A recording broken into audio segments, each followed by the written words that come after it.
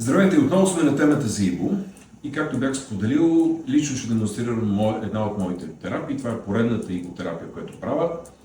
Тези от вас, които се стресират от кръв, съжалявам за това, което трябва да виждат, но практически това е наистина процедура, която като ефективност почти няма измеримост в момента. Да, няма как да се направи без кръв и затова това, което в момента се случва с извеждането на кръв от лявата ръка, навлизането в механичния филтър, това, за което съм разказвал детайлно, че в филтър се получава една много финна филтрация и последствие озона, който се администрира вътре. Цялата каскада от биохимични процеси, завършваща с UV облъчването и след което въвеждането на кръвта обратно в тялото ми. Ако можете да обърнете внимание, кръвта, която изтича от тялото, преминава през детоксикацията е с много по-различен цвят от тази, която вече е третирана и практически се влива обратно в организма ми.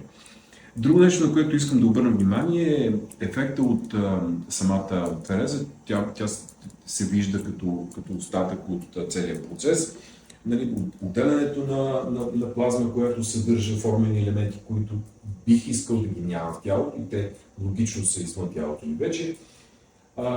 Така че това, което исках да демонстрирам е първо, че самата терапия е изключително безопасна, когато са взети професионалните мерки, разбира се, задължително при всеки пациент ние съобразяваме дали има контраиндикации, дали тялото му е пригодено да направи тази терапия.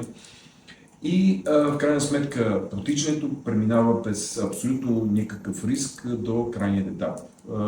Това за мен е трета или четвърта или пета, вече не помня коя наброй ИБО-терапия. Обикновено препоръчвам 4 до 6 терапии, в зависимост, разбира се, от статуса на пациента, каква токсичност искаме да изчистим, какъв е неговият цялостен физиологичен статус, умора, хронични инфекции, висок холестерол, дали се по някакъв начин е имал контакт с токсични метали, пластмаса и така нататък. Така че може да се доверите на ИБО-терапията, а ние вече сме професионалисти в това.